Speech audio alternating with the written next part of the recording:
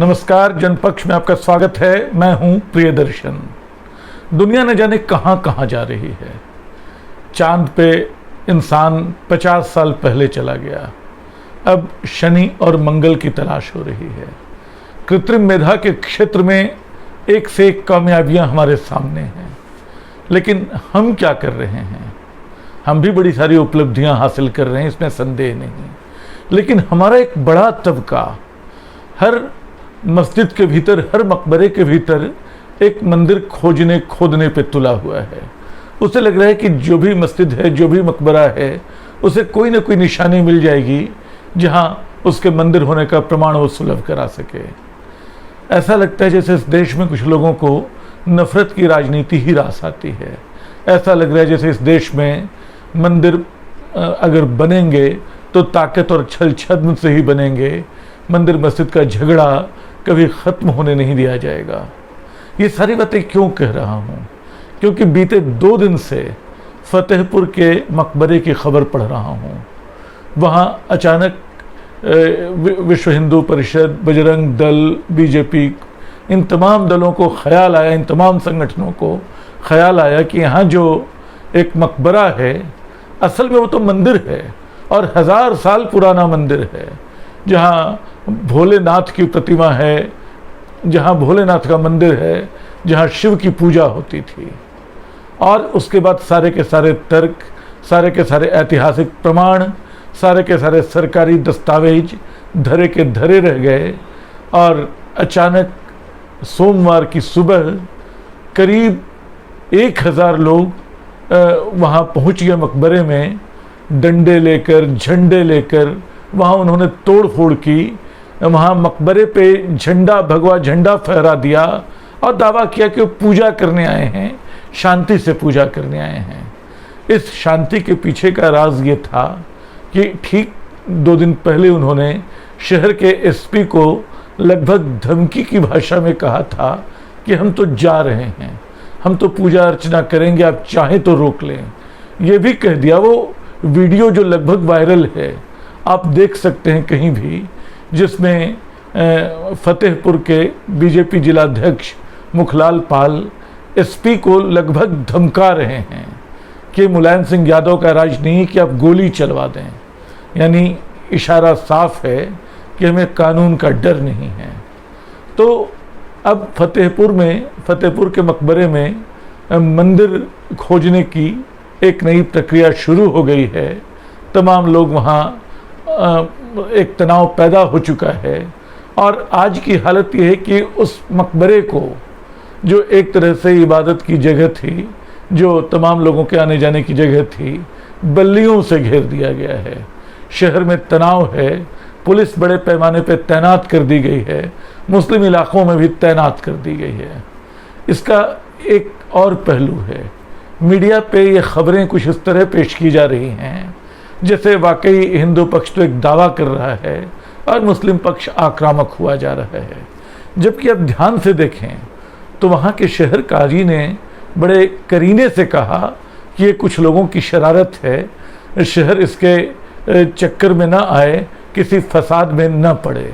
वहाँ के मुस्लिम नौजवानों से एक टीवी चैनल ने बात की, वहाँ 4-5 लोगों से बात की। वो कह रहे हैं, उनसे पूछा जा रहा है कि आप कहाँ तक जाएंगे अपने मकबरे को बचाने के लिए। वो बताते हैं कि हम कचहरी जाएंगे, हम हाई कोर्ट जाएंगे, हम सुप्रीम कोर्ट तक जाएंगे। फिर पूछा जाता है कि अरे ये कैसे हुआ, आप क्या कर सकते हैं? फिर कोई बोलता है कि यहाँ तो ऐसा झगड़ा कभी हुआ ही नहीं। जब इस देश में 2002 में बाबरी मस्जिद गिरी थी, तब भी फतेहपुर शांत रहा था। वहाँ ऐसे किसी हंगामे की किसी को याद नहीं है। उन 4-5 लोगों में एक लड़का बार बार उकसाए जाने के बाद अचानक जोर से कह उठता है कि हम किसी भी हद तक जाएंगे, हमारी जान जाएगी तो अकेले नहीं जाएगी, हम कुछ लोगों को मार के जाएंगे। ये बयान अचानक लपक लिया जाता है, जैसे मीडिया को इसी एक बयान की तलाश है। उसको उन संयमित आवाज़ों की नहीं, उन धीर गंभीर आवाज़ों की तलाश नहीं है जिससे लगे कि माहौल शांत हो रहा है। उसको एक ऐसी तीखी आवाज़ चाहिए, ऐसे कर्कश आवाज़ चाहिए जो उकसा कर निकाली जा रही है कि वो देखो दोनों पक्षों में कितना गुस्सा है, कितना टकराव है। और दूसरी तरफ एसपी को धमकाने वाले बार बार एक ही दलील दे रहे हैं। क्या करें, प्रशासन ने कुछ नहीं किया। भाई आप कचहरी जा सकते हैं, आप दूसरे दावे कर सकते हैं, आप, हालांकि ऐसे दावों का भी कोई मतलब नहीं है। खुद एक दौर में भारतीय जनता पार्टी जब राम मंदिर का आंदोलन चल रहा था, असल में मंदिर मस्जिद की राजनीति जो है ये छल छद्म और धोखे से भरी राजनीति है। याद कर सकते हैं कि जब राम मंदिर का आंदोलन चल रहा था तो बार बार ये बात कही गई कि अदालतें आस्था का फैसला नहीं कर सकती हैं। जब अदालत का फैसला लगा कि पक्ष में आ जाएगा तो सब अदालत की बात मानने लगे। यहाँ अदालत का ख्याल किसी को नहीं आ रहा है। फिर लोगों ने कहा कि ना ना, हमें तो बस एक मंदिर चाहिए, बाकी जगहों पे हम कोई हंगामा नहीं करेंगे। हम देख रहे हैं कि हर जगह हंगामा खड़ा हो रहा है।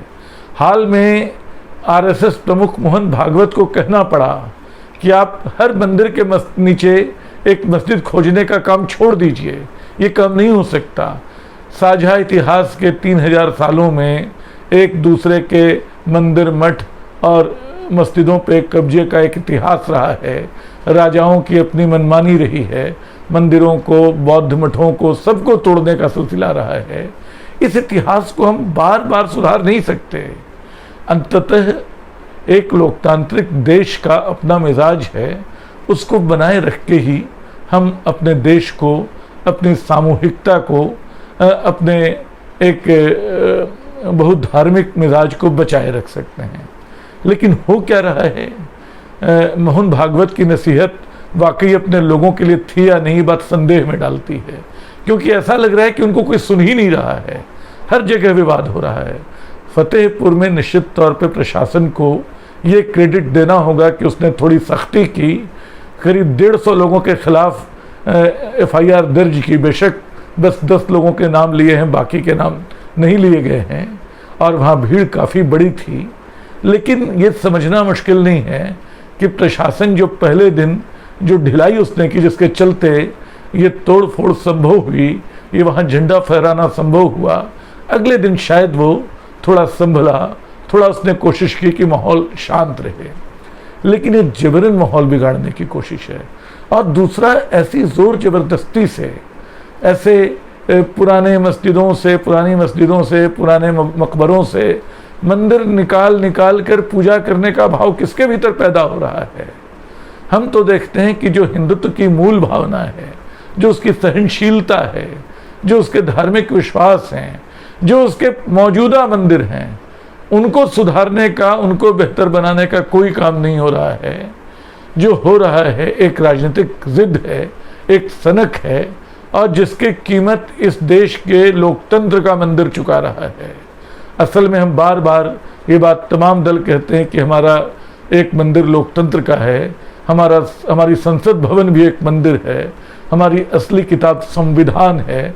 लेकिन हम पाते हैं कि व्यवहार की कसौटी पे लगभग हर जगह ये तमाम लोग मंदिरों की तलाश में निकले हैं और मस्जिदों और मकबरों को खोजने पे आमादा हैं। अगर आप लोकतंत्र का मंदिर बचाना चाहते हैं, अगर आप इस देश की बहुसांस्कृतिक परंपरा को बचाए रखना चाहते हैं, तो आपको इन विवादों से ऊपर उठना होगा और निश्चय ही इसमें राजनीतिक इच्छा शक्ति दिखानी होगी। क्योंकि दुर्भाग्य से राजनीतिक इच्छा शक्ति तो अभी दूसरी तरफ दिखाई देती है। अभी तो वो लगता है कि जो हुड़दंग करने वाले हैं, जो दंगाई हैं, जो तोड़फोड़ करने वाले हैं, जो इस बात का इशारा भी कर रहे हैं कि सरकार उनके साथ खड़ी है, सरकार उनको एक तरह का प्रश्रय दे रही है, ये आने वाले दिनों के लिए ख़तरनाक होगा। इस बात को समझना होगा, तब हम अपने आप को एक देश के रूप में बचा सकेंगे। धन्यवाद।